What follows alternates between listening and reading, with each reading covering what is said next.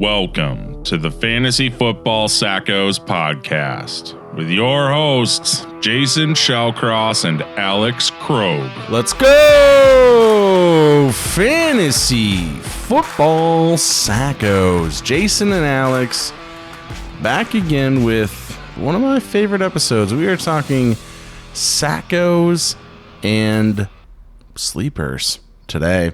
We're talking our favorite bust and, I don't know, like biggest values at current ADP for this year's fantasy football season. And we are going to be going through and highlighting some of our favorite guys on the Sackos sheet. Alex, for the uninitiated, what's a Sackos sheet? It's a Sackos sheet. Hi, everybody. My name's Alex Krogh. I am your co-host of this fine establishment. So Sackos sheet. So we have our rankings. We have tiered quarterbacks, running backs, wide receivers, tight ends. We have players highlighted that we think are going to be good, and we have people highlighted that we think are going to be bad, which we call Sackos. That's kind of the origination of our podcast name. So tiered rankings, positional rankings, kind of how we draft them in order, so you can kind of get a feel of who to draft where. It's just a wonderful thing. Bye weeks are on there. Defense and kickers are on there. So I know Jason cares about that, so that's why I wanted to mention it. But yeah, we're going to just highlight some dudes that we have highlighted for different reasons. And, you know, a lot of this is backed up by stats. And honestly, some of it's backed up by field too, because there's players that, you know, maybe were on our team last year and you just like didn't get a good feeling about them, or it like wasn't fun to watch. A prime example of somebody who I think is going way too early in drafts would be like Chris Olave, who's currently going pick 22, and we have him as our 51st player off the board in our rankings. We have him as wide receiver 23. Again, you can go to the fantasyfootballsackos.com, pick up the Sackos sheet there, and you can see that we just hate Chris Olave. He was not fun to root for last year. So this is his third year in the league. Year number one, he was wide receiver 25. Last year, he was wide receiver 16-ish, depending on your scoring. But he wasn't that good. He was 19 in half PPR scoring. He wasn't fun to have on your team last year because Carr can't get him the ball. He was 12th in targets, but if you're telling me Jameis Winston was their quarterback, I'd probably have him like the top 10. But I just hate Carr, and so I'm not going to have him on any team because he sucked. He had 1,100 yards, he had 5 touchdowns, he had the 12th most targets, and I hated every second of him on my team last year. I did. He pissed me the hell off. He sucked last year, even though he was fine.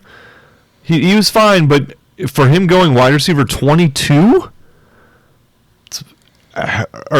For him to be going pick 22 when I think he's more of a wide receiver 22 overall, there's a bit of a discrepancy there.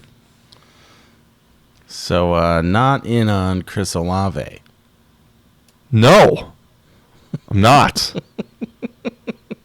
You get all worked up over there, buddy.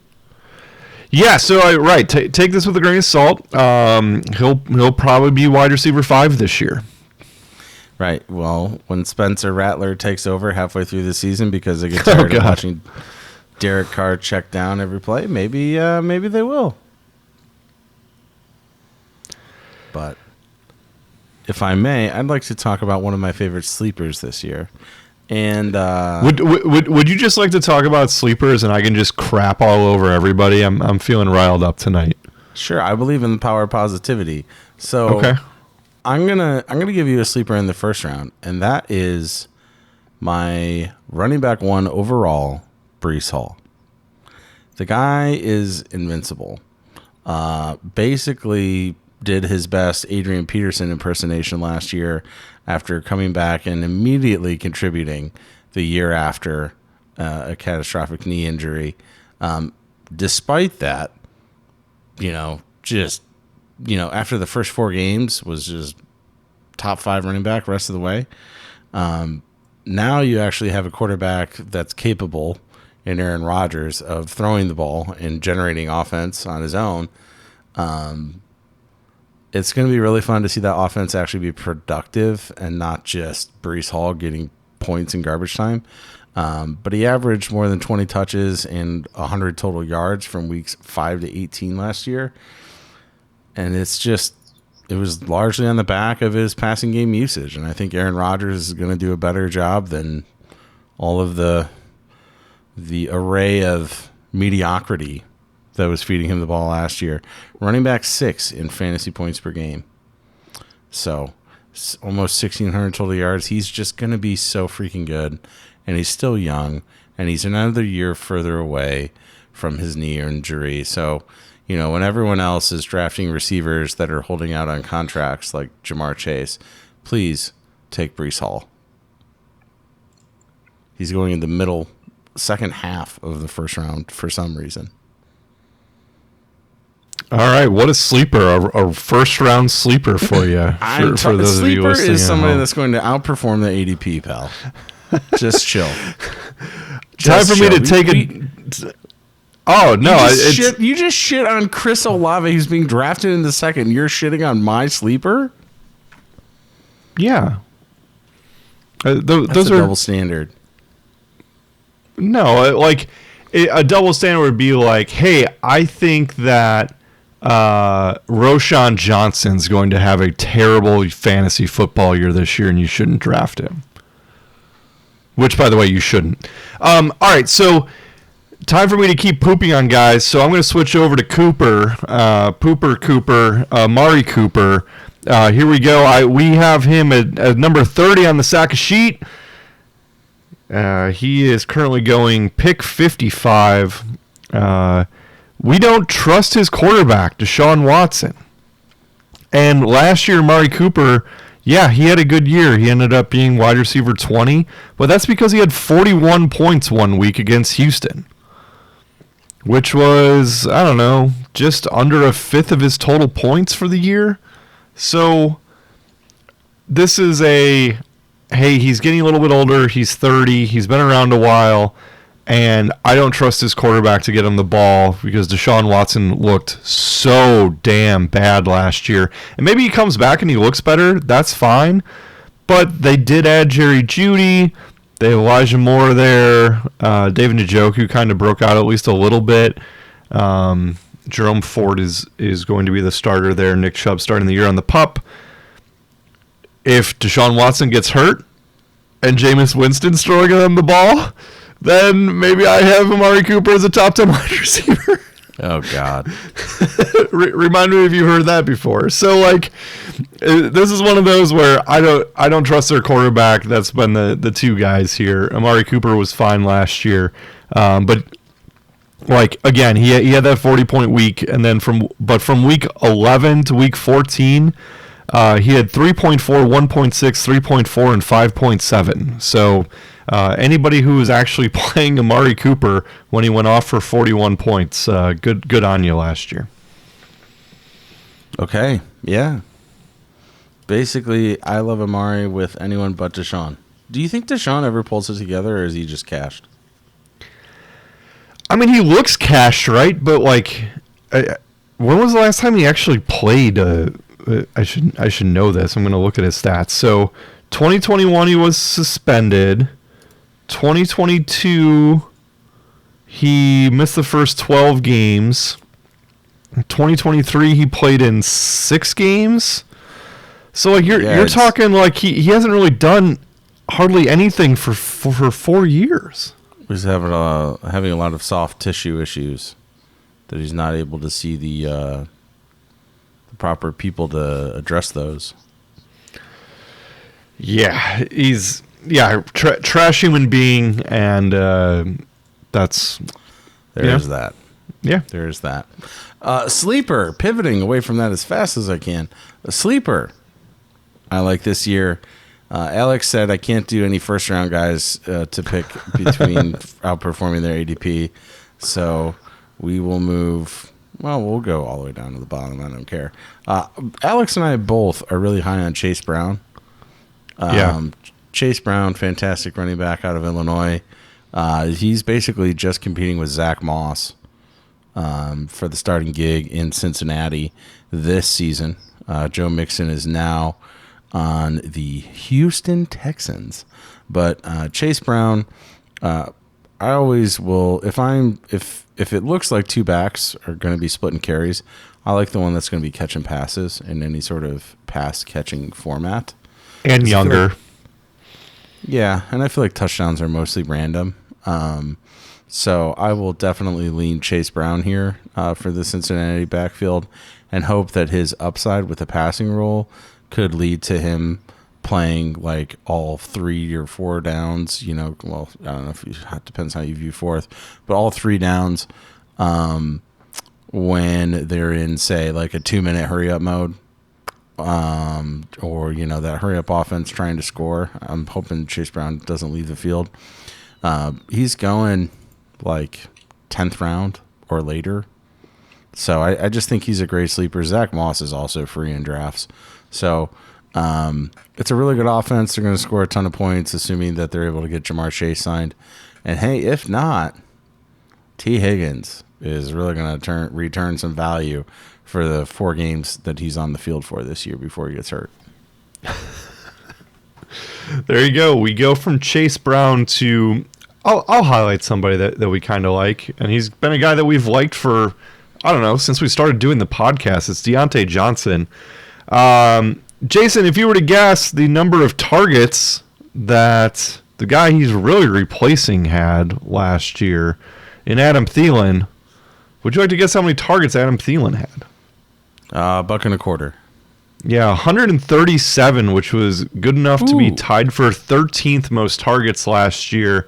Deontay Johnson quietly moved over to the Panthers in the offseason. Adam Thielen's getting old. just super old. So #analysis. It's true. Deontay Johnson's only 28. He's been in the league for 5 years. He's always been a target machine. He's currently going pick 94, which, I don't know, mental math, 8th round-ish, which is just crazy for me for a wide receiver 1 that's kind of proven it. Previously, he was wide receiver 8 in 2021. He got dinged up a little bit last year, but 2020 had 144 targets, 169 nice, 147, and then just 85 last year. So I expect him, and Bryce Young has looked okay in the preseason, and somebody that you're going to be able to get a discount on what everybody perceives as a bad offense. Their head coach was the Bucs offensive coordinator last year, who rejuvenated Baker Mayfield. Mike Evans had his best year in 6 or 7 years last year. So really high on Deontay Johnson for his value. I think he's going to be a borderline wide receiver 2, who's going super late in drafts. So definitely somebody that you and me are both targeting a little bit later. Yeah, it's going to be really fun to see what Bryce can do in year 2. Hopefully, with the better staff kind of leading the way over there in Carolina. Hopefully that solves some of those issues. But I just really feel bad for him. Like, now that I have my own little, rookie quarterback with Caleb on the Bears, just like, man, Bryce has like nothing around him compared to what Caleb has. Yeah. Just, a shit sandwich and a dream. But while we're talking kind of rookies and younger dudes, I also am stashing Jalen Wright at the end of every single draft. He basically has someone old enough to be my accountant as the co-RB1. Cheap shot. Yeah, it was, wasn't it? And then the other guy in front of him is like Kevin Hart running around on the football field. So I am fairly certain that if my grandmother, in Raheem Mostert falls down and throws his hip out because he's like 37 years old, still playing NFL quarterback, or little Kevin Hart, falls down wrong, that Jalen Wright could definitely be like a weekly RB1 if either one of those two guys were to miss time. And what do you know? They both missed time last year. And Raheem Mostert misses time every single year. So. Yeah, it's true. He's the best third back in football. Probably. Yeah. You know, like how get him. Yeah, like how many offenses? He averaged 7.5 yards per carry at Tennessee. He was the fastest guy in the draft. I'm not arguing with any of that. It's just there's not many teams that you want 3 running backs drafted, and the Dolphins are probably the only one just because of their head coach and scheme, right? Like full stop. Other guys that we're high on, we kind of gave Javonte Williams some shine on our RB2 podcast, but I do think it's worth revisiting a little bit. Again, coming off a bad knee injury a couple years ago, we're usually out on them year one, but they come back. That offense, Bo Nix starting with Javonte Williams in the backfield, I think the offense there is going to be better. He had 3 carries, 17 yards in the last preseason game that he played in. He had a catch for 15 yards. He's just going to be solid, and for where he's going, which again is pick 90, so another starter in round 8 or 9. I'm fine with pulling the trigger on him a little earlier than that, just to make sure you get him, because I think he has solid RB2 upside. Yeah, I mean, Javonte, I'm super thrilled for Javonte. I thought he was incredible coming out of school. And he was just a little bit slower to get all back put together. And admittedly, that offense kind of sucked last year and the last couple years anyway. So it's looking a whole lot better. Bo Nix looks like he actually knows what the hell he's doing out there, which is progress for that team. So I'm excited to see what Javonte can do as another year away from that knee injury. So, our policy here, guys, if it's anything more than just a straight ACL, if it's ACL, MCL, I don't want him at all the next year. Like, I want at least 2 years out. Like Chubb, this is a great little segue. I'm doing this so professionally. Chubb, very heavily rumored to be starting the year on the PUP, meaning he will miss at least the first 4 weeks of the season. Truthfully, I wouldn't be shocked if it was half the season.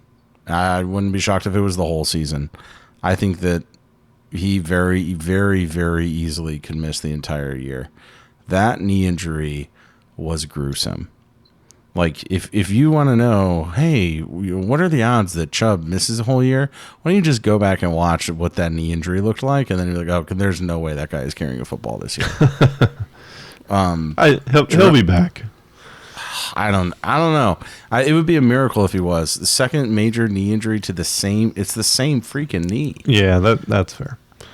But Jerome Ford was like a borderline RB1 in his absence last year. Solid RB2.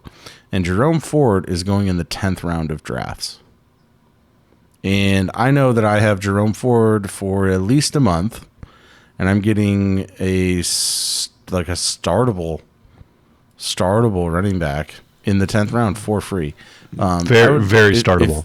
If you go 0 RB, I would take him in the 9th, just so you have him. Like, I'd rather have Jerome Ford. He's being drafted behind Zeke. I like him more than Zeke. He's being drafted behind Trey Benson. Like him more than Trey Benson. And he's being drafted behind Gus Bus. I probably like him more than Gus. He's being drafted behind Eckler. I dislike Eckler. Like, why take all those old dudes that have extensive injury histories instead of Jerome Ford, who is starting for at least the first month? Yes, I mean, same thing with Chuba Hubbard, right? I mean, I don't want to keep highlighting Panthers players, but, Yeah, you're all over that. If Jonathan Brooks is going to miss the first couple of weeks as they're deciding whether or not to put him on the PUP, Hubbard's going in round 11. He's pick 130. So, again, there's just these random starting running backs that you can get super late that should definitely be on your radar. We kind of had in my auction draft, we had a bidding war breakout for Rico Dowdle. Jason, if you'd like to talk about him real quick. Yeah, Zeke's old. Zeke has more than 2,000 carries to his name, about 2,500 total touches over the span of his career thus far, and looks it. He looks his age. I don't understand the appeal of Zeke. He's 29, but he's got enough carries for like a 33-year-old running back. So come on, make the accountant joke again. Yeah, exactly. He's slow. He looks slow. He played slow. He's a goal line back at this point. And so Rico Dowdle, he's got a little bounce to him. He's got a little juice to him. And there's nobody else on that team that has that. And it was, a top 5 scoring offense last year? So, Rico Dowdle could... I definitely think that it's realistic that Rico Dowdle or any other mediocre running back can outperform Zeke at this point in Zeke's career. I don't think Rico Dowdle is special. I think that Zeke is old, and there's nobody else on the team. Deuce Vaughn. He's very small. He's played a little bit in the preseason. I don't know. Looks fine. Yep. I'll talk about another guy, Will, because I kind of sprung that one on you. We're high on 2 wide receivers that are going early, that are both we kind of talk about young age, but Deebo Samuel and Cooper Kupp seem like they're criminally underrated this year, just for whatever reason. Deebo is going pick. I'm on running backs. That's why I can't find him. Where the hell is he? He's going pick 28. So middle of round 3. He's just perennially very good. He's still only 28. He was wide receiver 3 in 2021. He was wide receiver 15 last year. Ayuk situation still getting figured out. Dude is really good, and so he should be drafted higher. He's still getting carries. If they need a go-to play other than CMC, it's usually Deebo or they still have Kittle, right? But he's just going a little too late, and I think he should be going higher. Somebody else who I think is going a little late or very late currently, Cooper Kupp's going in round 4, and I just don't think I really understand that. He, as everybody remembers, a couple years ago was wide receiver 1 overall, had 191 targets. Each of the last 2 years he was banged up, but he missed 8 games in 2022 and 5 games last year, and still had damn near 100 targets, even missing all those games. So he is, and yes, I know that Nakua is there. It's 1A, 1B, and so as long as Cooper Kupp's healthy, he's going to provide you with wide receiver 1 upside on a weekly basis. Cooper Kupp was wide receiver 27 in points per game last year, despite a 26% target share. So definitely had a tough slog last year. Basically played the whole thing injured, and looked like it. So the rumors out of camp right now are that he looks like 2021 Cooper Kupp, wide receiver 1 Cooper Kupp. If last year, before the injury, towards the end of camp, he was a first-round pick, solid. And now he's going in the 3rd or the 4th. So 31 for a receiver is not the same as 31 for a running back. Cooper's going to get plenty of targets from an incredible quarterback in a productive offense. He's going to be fine if he can go into the season healthy, which is our number 1 freaking rule: draft healthy players. At least for the first 5 or 6 rounds. Okay, then you're getting players that you get the injury discount on. But yeah, if I may, I would like to let's talk about. By the way, you should go to thefantasyfootballsackos.com to buy the Sackos sheet. It's there. It has all of the rankings. It has these guys we're talking about. There you go. I am going to actually crap on a Bears player. And he could be... he's not going, super early. But he's going too early.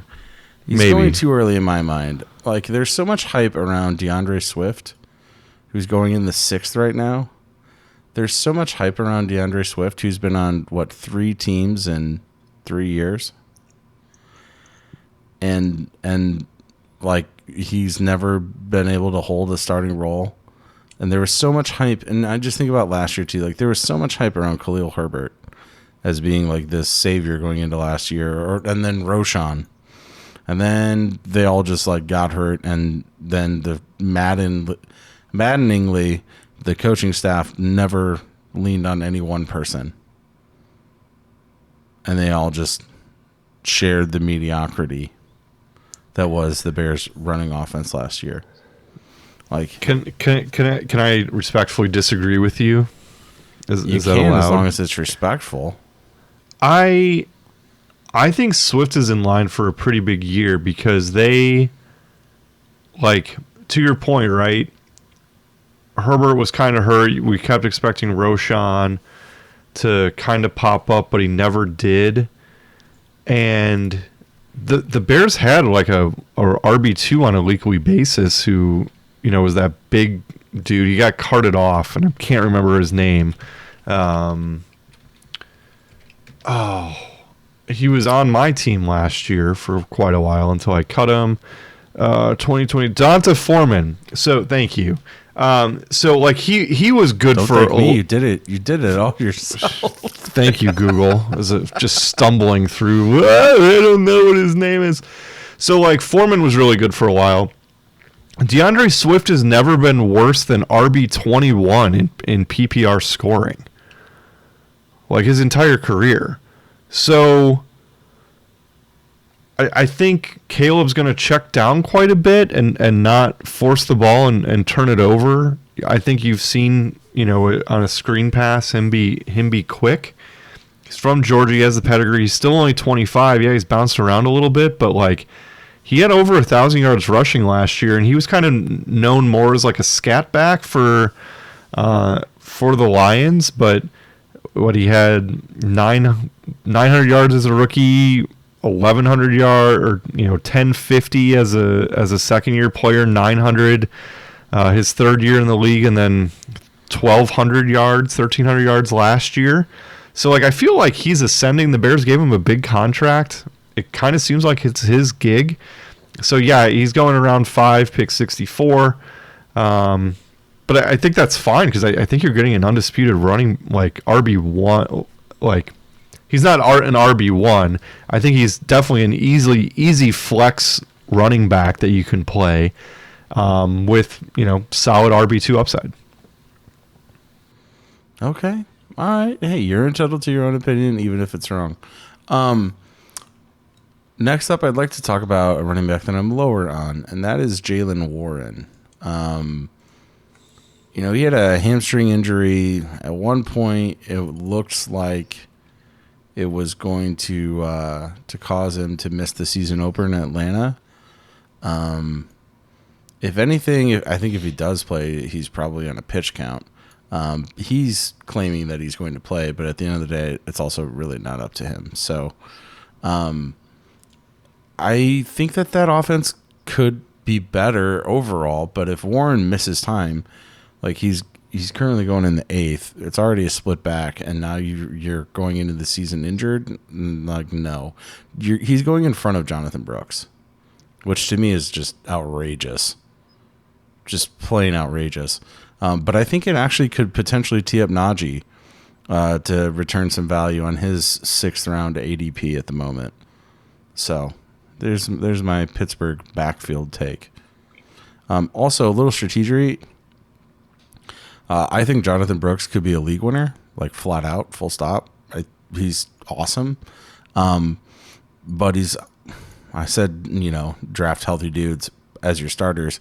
After that, take for frickin' lottery tickets. And Jonathan Brooks is a hell of a ticket to have.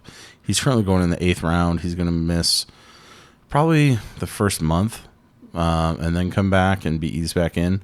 I really don't mind the Chuba Hubbard, Jonathan Brooks combo either, because you just throw Brooks in your IR spot for a month and you're not out a roster spot. Look at us being fans of shitty teams when it comes to fantasy. That's where we got to try and squeeze value out. Oh, guys, I love Isaiah Pacheco. He's so good at the football. Right. No, I know exactly. You should draft him higher than Jonathan Brooks, but that's why we're here. I think it's fun to target people that are on perceived to be bad teams, unless it's like the Patriots. Don't draft a single Patriots player, except for maybe Ramondre or Polk or whatever. But Jalen Polk. He's been a stud the preseason too. Yeah, he's looked really good. Just to go back to Pittsburgh, Arthur Smith is their offensive coordinator after being in Atlanta. They're going to run the crap out of the ball because that's what they do. I don't think they have a quarterback this year, which is a big reason why you and me are both down on George Pickens. Targets be damned. We saw what Arthur Smith does with Drake London talent and Kyle Pitts talent.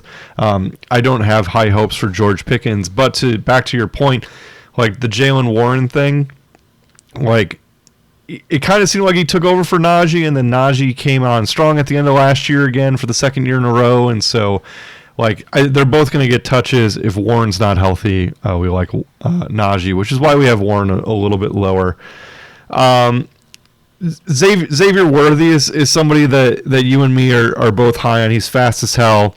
He's kind of replacing the Tyreek Hill spot for the Chiefs. He's a rookie out of Texas. They traded up to get him into the first round. He ran basically a Tyreek route over the top. If the DB or safety is flat-footed, he's going to score a touchdown. So we're high. We're both high on him because he's fast as hell, and it's exactly what Andy Reid wants for his offense. Xavier Worthy caught 3 of 6 targets for 62 yards and a touchdown in the Chiefs' loss against the Lions over the weekend. 6 targets in a preseason game. Including a 39-yard touchdown pass from Patrick Mahomes on the opening drive. So, I mean, I think he could real pop. And he's going, 7th round? Xavier pick 76, 6th, 7th round, yeah. So you're not getting that big a discount, but he has wide receiver 1 upside because of his quarterback. Oh yeah, yep. I want to switch gears a little bit. If there was one kicker I would reach for my guy this year, and that is Brandon Aubrey. I hate you much. I hate you so much that you're doing this. What do you mean? He's my guy. He's the kicker for the Dallas Cowboys. Did you see he literally kicked a 66-yarder? I hate you so much. Why? He converted both field goal attempts and all 3 of his extra point tries in Saturday's preseason game against the Raiders, including a 66-yard field goal attempt just before halftime. You were such a troll. I would go so far as to take him a few rounds before kickers even go, just so that way I know that I have literally the best kicker this year. I agree with everything you just said. Okay, then why am I a troll? I don't understand. Because you hate kickers, and also for full disclosure, I just talked about one for 3 minutes. Jason refuses to help do the defense and kicker rankings. The slander. He refuses. Yeah, because all you need is Brandon Aubrey. Put him at 1. That's where he goes. And so when I put Brandon Aubrey as the number 1 kicker, I believe this is a direct quote. Brandon Aubrey, it should be Justin Tucker. Justin Tucker is always the number 1 kicker. It wasn't. No, Brandon Aubrey's my guy. He's not your guy. He's my guy.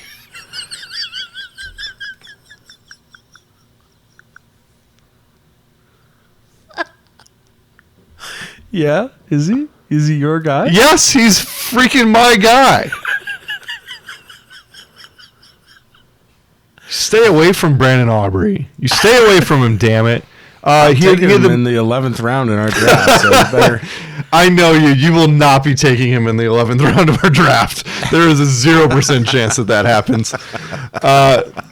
I think off the top of my head, I believe Brandon Aubrey went 30 for 30 to start the season last year. He had 10 field goals over 50 yards. He said he's made it from 70 in practice. I think he's the number one kicker. I think you should target him. I actually spent $2 in an auction on him. I think he's worth 3 or 4. I think the value's that much there. He's the number one kicker last year. He was great.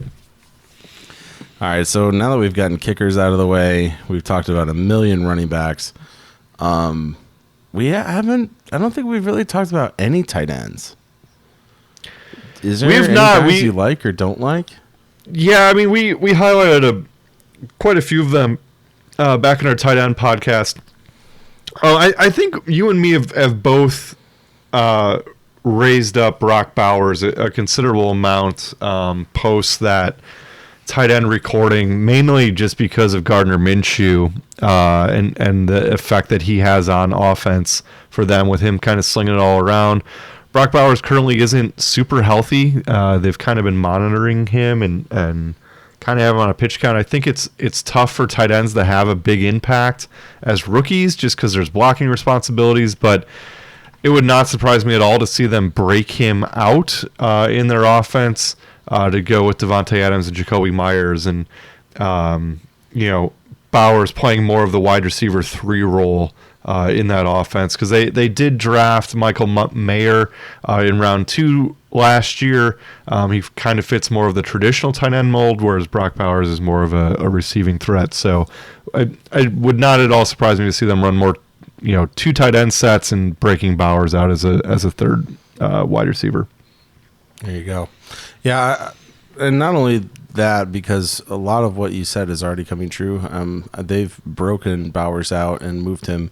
He played 3 different positions on I think it was the first drive that Las Vegas had him on the field this preseason. So he's going to be all over the place catching some check down passes from Gardner Minshew. Yeah, 6'4", 230 is just like a matchup nightmare, right? Like, do you try to guard him with a linebacker and he's going to run by him, or do you try to, match up with a DB and then get blocked in the running game? It's a tough spot. Yep. Tight ends that I'm down on, generally any one of them getting drafted in the first 3 rounds. Right, so you're talking Laporta and Kelsey this year, essentially. Yeah, like I'm so out on with how close the tight ends finished amongst each other last season. I'm really out on taking them early. Yeah, so but you're more than ready and willing to pull the trigger round 4, round 5 when you're talking about Andrews, McBride, Kittle, Pitts round 6-ish, Kincaid 7, Evan Ingram in there. It all goes back to the strategy, which is you need an advantage at one of the 2 positions, either quarterback or tight end. So if I'm not getting one of the guys that I think could probably finish as a QB1 or quarterback 1 overall, then I want a decent tight end. So, yeah, it just depends on who. Hopefully somebody, falls and creates a little slice of value for me to carve out. One guy, we have talked about it, but can you run me through the Bears receivers?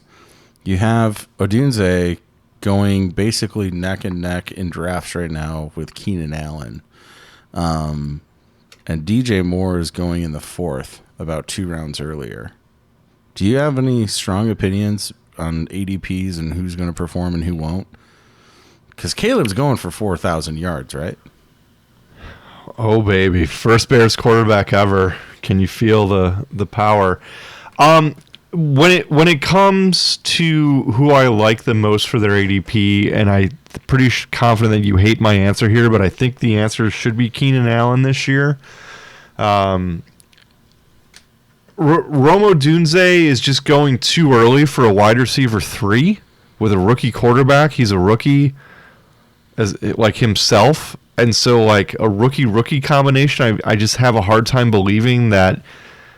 Like, you don't think he's Joe Burrow and Jamar Chase? Well, yeah, but there was nobody else for Burrow to throw to. T. Higgins? Wasn't he a rookie too, though? Like, so and Burrow then got TKO'd and whatever. But like, Keenan Allen was unfreaking believable last year. He finished as wide receiver 8 and he missed 4 games. He had 150 targets in 13 games. The reports out of camp is that he looks sluggish because Jalen Johnson's guarding him every series. Of course he's going to look sluggish because you have one of the best cornerbacks in the league on him. I love the Keenan Allen value where he's going, which is round 5. I just do. If he's there, it's going to be hard for me to not pull the trigger. I think Rome Odunze is being slightly overdrafted still. DJ Moore is going to be really good. But there's not a lot of value to peel out of him going at pick 38-ish. I never got to ask you. It just happened. But, like, I know we're doing sleepers and whatnot, but what do you think about the Jahan Dotson trade? Oh, for, like, the Eagles? Or yeah, like for the rest of those receivers. It doesn't really mean anything for the Commanders other than, truthfully, maybe Terry McLaurin is being drafted too low because he's all that's left, and he's going in the 7th round right now. That's exactly what I was going to say. I don't think it makes a bit of difference for the Eagles. Yeah. So to bring it full circle, right? So Keenan Allen was amazing last year. Would you like to guess who his offensive coordinator was? Keenan Allen's offensive coordinator last year? Yeah, it was Kellen Moore, who's now the Eagles' offensive coordinator. I was going to guess Kellen Moore. And so Kellen Moore so previously he had CeeDee Lamb, who was amazing. He had Keenan Allen, who was amazing. It'll be interesting to see who they deploy in that Keenan Allen role because it doesn't really feel like it's an A.J. Brown role. It feels like it's more of a Devonta Smith role, who's a little bit quicker, might be a little bit better of a route runner compared to A.J. Brown, who's just giant and fast. And so it wouldn't at all surprise me to see Devonta Smith, be really good this year and like borderline wide receiver 1 because of it. Jahan Dotson does not make a difference for the Eagles because of who they already have there between Dallas Goedert and A.J. Brown and Devonta Smith. The Commanders have nobody. Like, just straight up nobody except for Terry, right? Like, who are they going to throw the ball to? You have McLaurin, and then Diami Brown, Luke McCaffrey. Like, there's nobody there. Something I'd be on the lookout for. So Ben Sinnott, or Sinnott, I don't know how to pronounce it, 6'4", 247 out of Kansas State. Or our guy, Zach Ertz, he's there too. It would not at all surprise me if Jaden Daniels was throwing more to either of those tight ends more because they have nobody else other than McLaurin. So, like Scary Terry's always been like underutilized because he hasn't had a good quarterback ever. He's never finished worse than wide receiver 29 in a PPR league. So the upside. Now he's going to be bracketed every play. Well, yeah, there is that too, right? Like, we're not going to let him beat you. Have we talked about any quarterbacks yet? We have not. All right. Well, talk to me about Kyler because I feel like you and I draft him in every single mock. Yeah, I ended up having to overpay for him in a league yesterday. He's just solid. Yeah, and he's delicious at his current ADP, which is like the 5th or 6th round. Yeah, I mean, when he came back last year, I believe he averaged 30 yards on the ground every week once he came back. So he had 244 yards on the ground in like half a season. So if you can pencil him in for 500, that's a good start.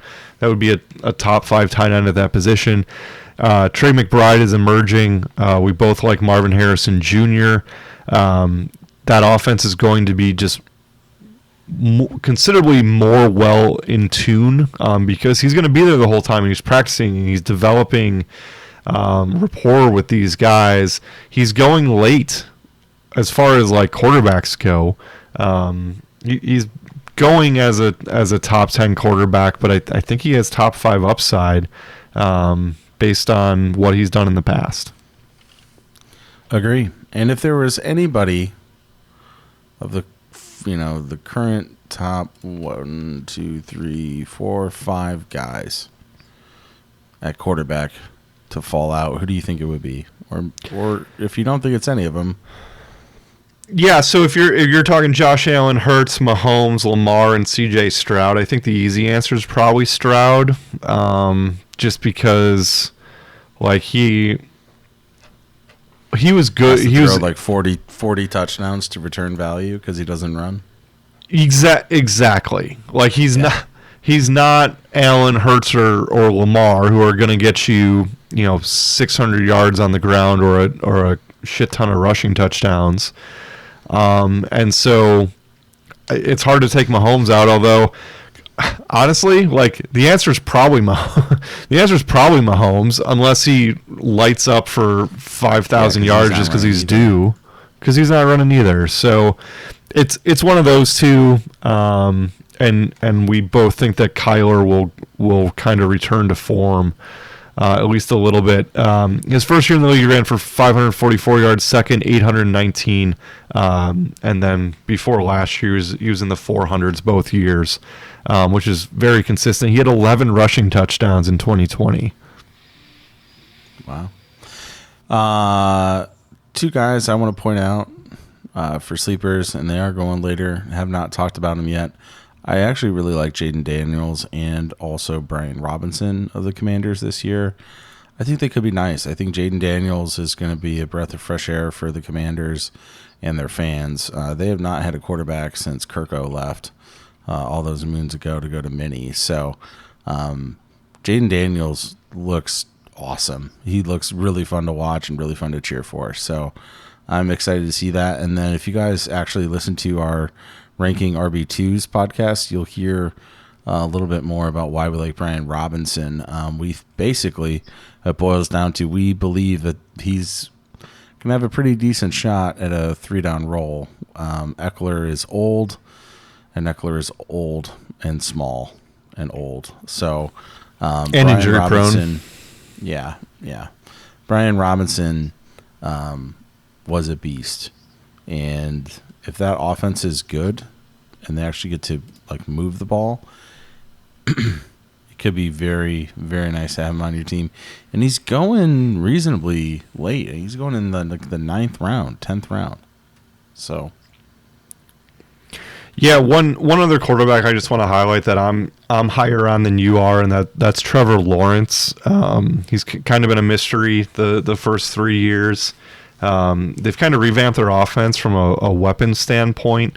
They still have Christian Kirk, but they drafted Brian Thomas. They brought in Gabe Davis. Evan Ingram had 2 touchdowns caught in their last preseason game. Trevor Lawrence has looked good in the preseason, and we both like ETN quite a bit. And so somebody from his wide receiver core is going to pop. Like Christian Kirk was really good a couple years ago. He was wide receiver 11, and then last year he was wide receiver 47. He's probably the favorite. But Brian Thomas, is a huge deep threat, and Trevor loves launching the ball deep. So it wouldn't, like, Brian Thomas would not Trevor at all Lawrence. surprise me. What's that? Trevor Lawrence. No, I know, but I'm talking about Brian. It would not surprise me to see Brian Thomas be like a Deshaun Jackson type guy who kind of will be on your bench, but he'll explode for 2 touchdowns and 120 yards, and you'll start on the next week. He might get 3 catches for 15 or something like that. So Brian Thomas might be that next Deshaun Jackson type guy, which is perfect for Trevor Lawrence. Yeah, absolutely. We haven't talked about any Bills receivers. Do you have a favorite? I mean, do you have a 3-sided coin? Can you flip one for me? I'm in an 18 rookie out of it. Yeah, so Keon Coleman was drafted out of Florida State. He's the biggest wide receiver they have. Khalil Shakir caught everything that was ever thrown at him last year. And he's going crazy late when it comes to a potential wide receiver 1. He's going around 10. And then, like, I think the guy that we're both the highest on is Curtis Samuel, just because he's done it before. They paid him to bring him over. He's versatile, but he's been banged up, so kind of hard to get a feel on Curtis Samuel and what he's going to do. He's never been better than wide receiver 25 in a year.